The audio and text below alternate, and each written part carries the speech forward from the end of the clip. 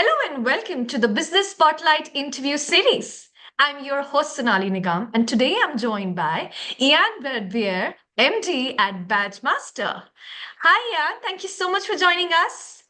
Good afternoon, Sonali. It's a pleasure to meet you on this lovely afternoon. Thank you, Ian, and pleasure is all mine. Thank you so much for joining us. Would you like to kick us off with a brief background as to who you are and what you do? Yeah. I'm Ian Bradbeer. I'm the managing director of Badgemaster Limited.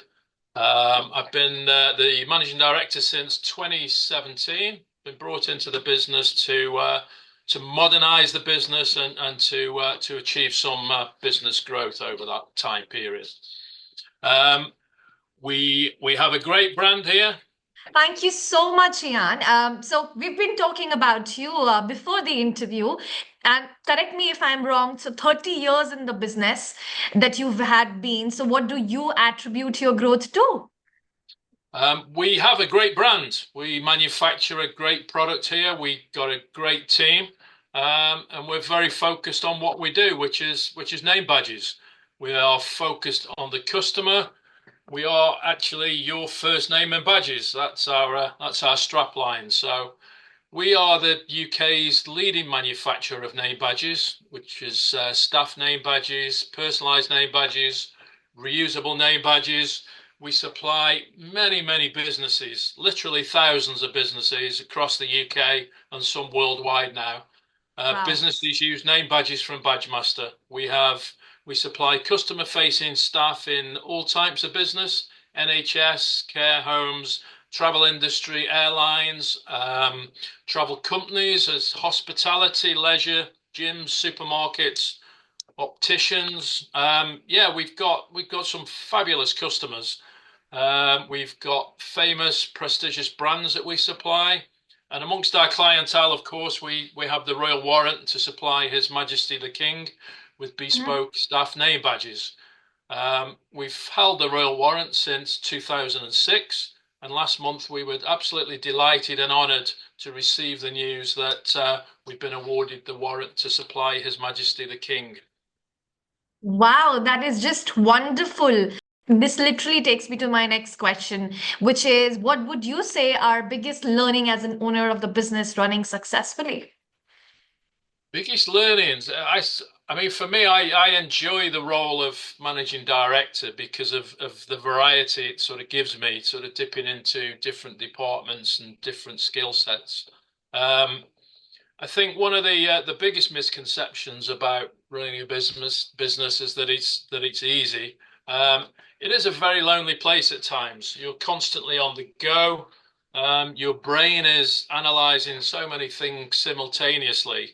Uh, Constantly looking for ways to improve, constantly trying to do better than last year, last month, last week, and constantly looking for new opportunities. Or if I go out for a walk, looking for something that's wrong to try and fix it. So that's one of the constants. And then the pressure to lead at times is massive because every day you wake up, you've got to come into work. You're there to motivate and inspire your team because you want them to improve and to succeed.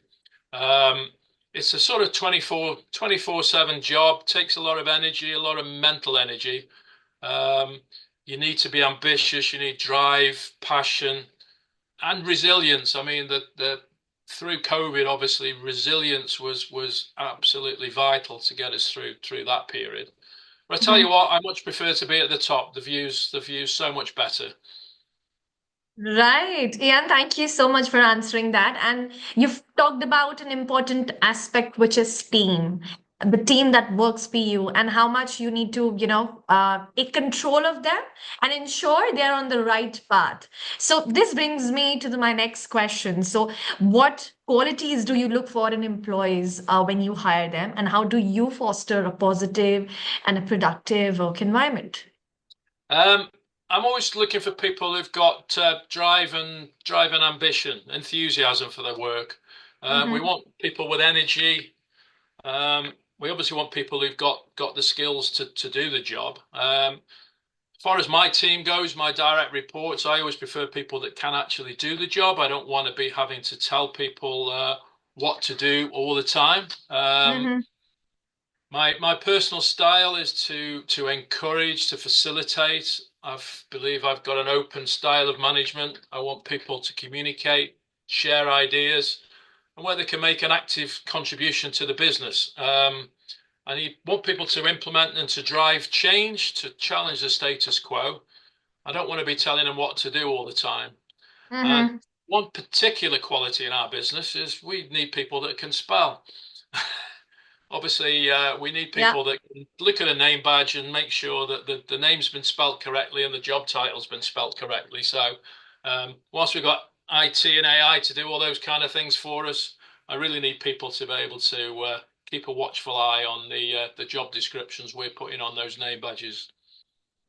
Wonderful. Yeah, and thank you so much for answering that. So, we need to make sure that this interview is full of learning for everyone who is listening. So, what challenges are you facing currently in your business, and how do you plan to address them?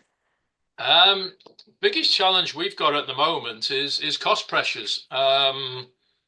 It's the employment cost burden that's been put on businesses on a day-to-day basis now by the Mhm. current government and the last budget is massive.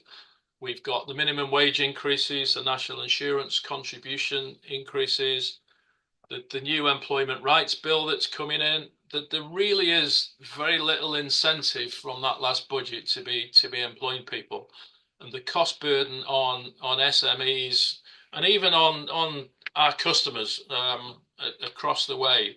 This burden is massive. There's very little incentive to sort of employ people. So I think this year we're very much going to be looking at cost reductions, really focusing on what we can do.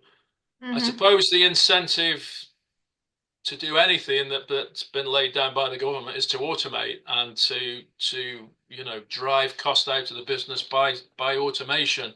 I'm not sure that Mm-hmm. was their original intention, but I think all businesses, particularly UK manufacturing businesses, the cost pressure this year is absolutely massive.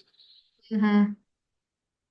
Thank you so much, Ian, for some honest answers and the way you talked about the challenges. So, so there are a lot of business owners listening to you. So, what are some common misconceptions about running a business? Um, I think maybe it's really the pressure, the pressure, I suppose, the mental energy that we need to stay on top all the time. It's fun, supposed to be fun. I think it's not as easy as it's given out all the time. We're constantly looking for ways to improve the business. Um, Pressure is on everybody, given those cost pressures we've got, and I need to motivate and inspire my team and the people in their teams to continue to improve. So um, you've got to be resilient, and you've got to have the drive and the passion in this business to continue to succeed, Mm-hmm. just to stay ahead all the time.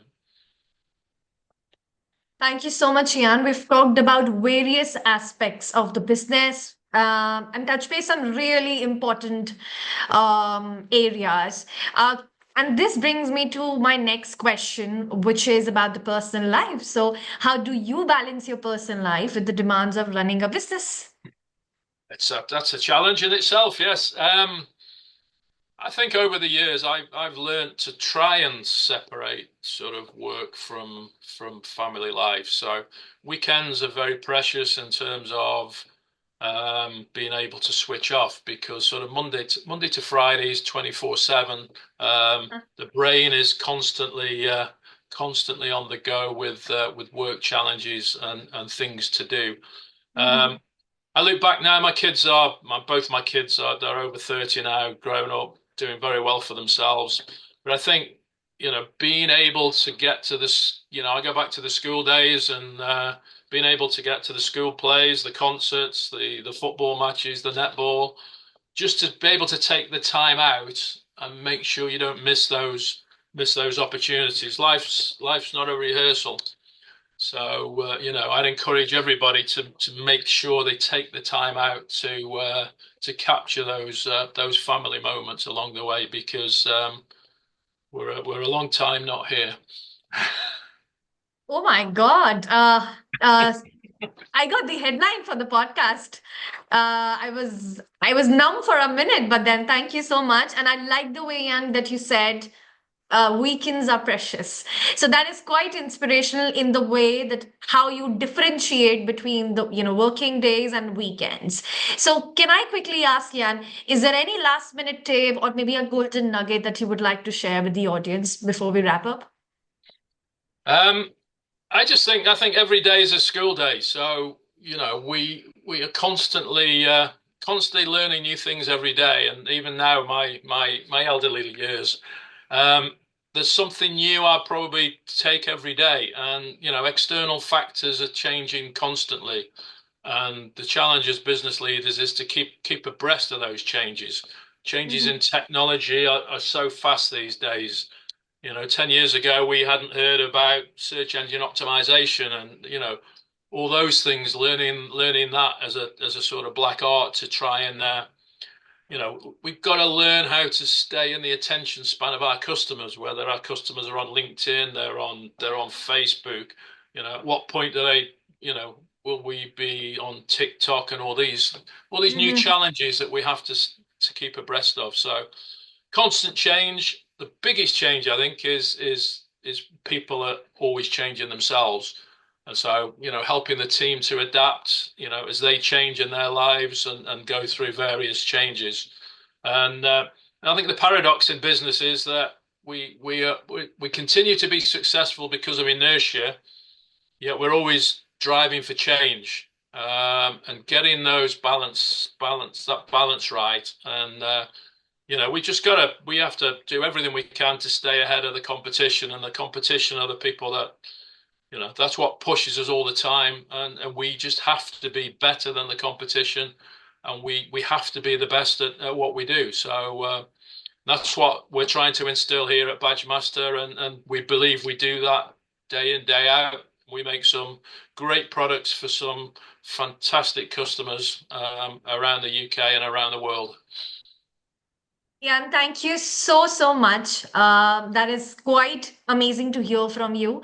And thank you so much for your time today. It was great meeting you and learning so much about your journey. And to everyone watching, I look forward to see you in my next episode. Thank you so much. Thank you, Sonali. Bye now. Bye.